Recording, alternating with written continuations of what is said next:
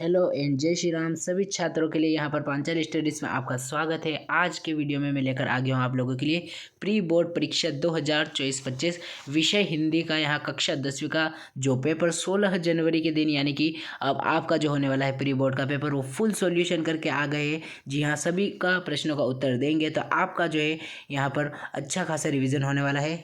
कुल प्रश्न होने वाले हैं 20 और समय रहने वाला है 3 घंटे का।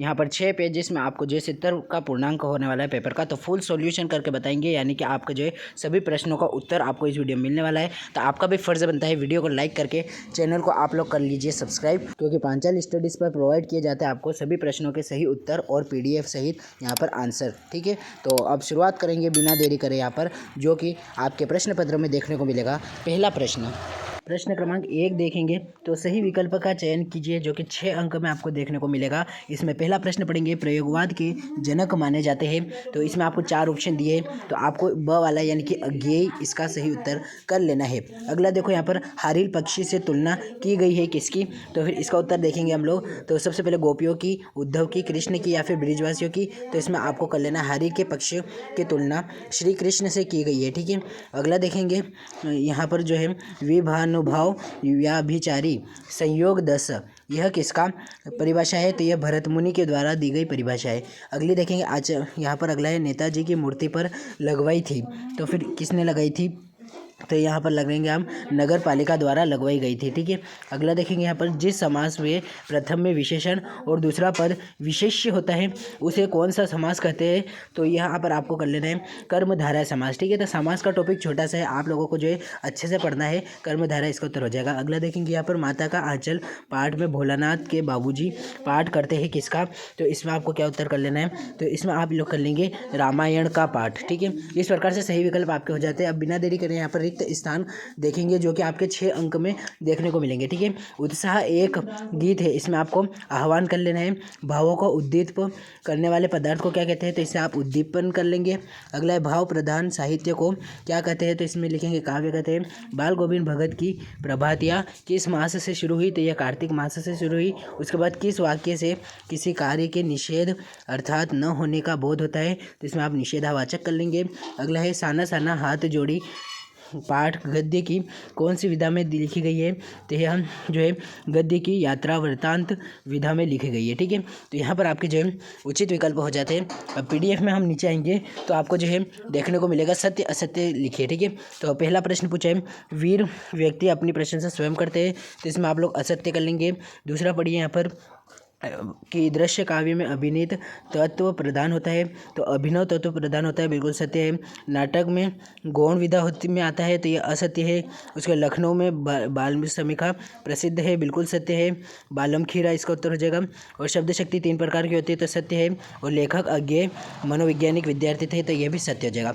अब यहाँ पर चौथा जो है वो सही जोड़ी मिलाने का है, जिसमें पहला है सप्ताह, इसे आप मिला लेंगे सप्ताह के दिन से।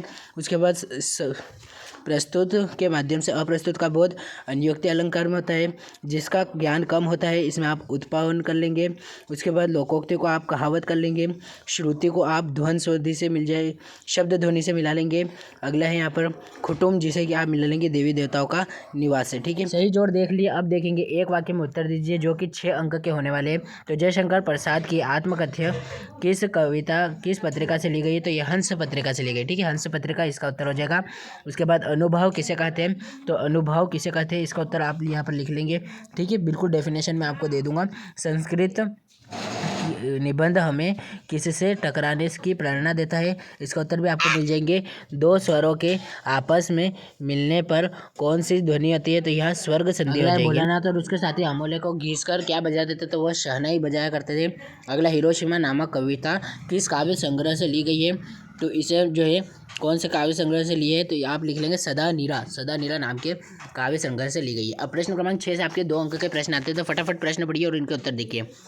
रीतिकाल को श्रृंगार काल क्यों कहा जाता है, इसके अथवा में प्रगतिवाद के कोई 2 कवि और उनकी एक एक रचना का नाम लिखिए। जयशंकर प्रसाद और नागार्जुन की काव्यगत विशेषताएं के निम्नलिखित बिंदु पर आधारित कीजिए, तो फिर इसमें 2 रचना और साहित्य में स्थान लिखना है। उसके बाद गोपियों के अनुसार राजा का धर्म क्या होना चाहिए, राम लक्ष्मण परशुराम संवाद लिखिए। ठीक है, और 9वां है कवि निराला और आँख फागुन सुंदरता से क्यों नहीं हट रही है।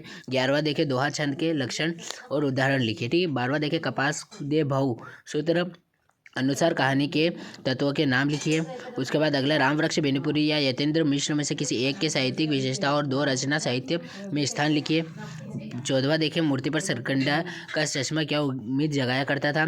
15वां, एक कहानी यह भी आत्मकथ्य में लेखिका ने अपने पिता को रसोई को भटियार खाना कहकर क्यों संबोधित किया। उसके बाद 16वां है, निम्नलिखित वाक्यांशों के लिए एक शब्द लिखिए, है ना। तो इसके बाद 17वां देखिए यहाँ पर, तो फिर कभी श्वेत तो कभी रंगीन पताकाओं का फहराना अलग अलग अवसरों की ओर संकेत करता था। यह 2 अंक का है। प्रश्न क्रमांक 18वां देख लो, निम्नलिखित काव्यांश के संदर्भ प्रसंग सहित भावार्थ लिखिए। ठीक है, तो यह 3 अंक का प्रश्न आ जाता है। उसके बाद 19वां देखेंगे हम लोग, तो इसमें भी आपको जो है संदर्भ प्रसंग ही जो है आपको बताना है। ठीक है, तो इसके बाद अब प्रश्न क्रमांक 20वां देखो, अगरबत्ती विक्रय हेतु विज्ञापन तैयार कीजिए या फिर अथवा में विद्यालय में प्रवेश को लेकर अभिभावक और प्राचार्य के मध्य संवाद लिखिए। ठीक है, 3-3 अंक के जितने भी प्रश्न पढ़े आपने, सबका उत्तर जो है मैं अब आपको बताने वाला हूँ। तब तक आप जो है 4 अंक के प्रश्नों पर अपनी नज़र डाल दो, जो कि 21वां जो है वो पैसेज में से उत्तर लिखने हैं। 22वें में आपको जो है ध्वनि विस्तारक के पर रोक के लिए एक आवेदन पत्र, और 23वें में आपको निबंध लिख लेना है पर्यावरण या फिर विद्यार्थी के अनुशासन पर। ठीक है, तो जितने भी प्रश्न मैंने बताए उन सब का उत्तर मैंने एक PDF में तैयार करके जो है अपने टेलीग्राम चैनल पर डाल दिया है। अगर आप अभी तक हमारे टेलीग्राम चैनल को ज्वाइन नहीं किए हैं तो डिस्क्रिप्शन बॉक्स पर लिंक दिया है, वहाँ जाकर आप जल्द से जल्द हमारे टेलीग्राम चैनल से जुड़ जाइए और अपने दोस्तों के साथ वीडियो को शेयर कीजिए।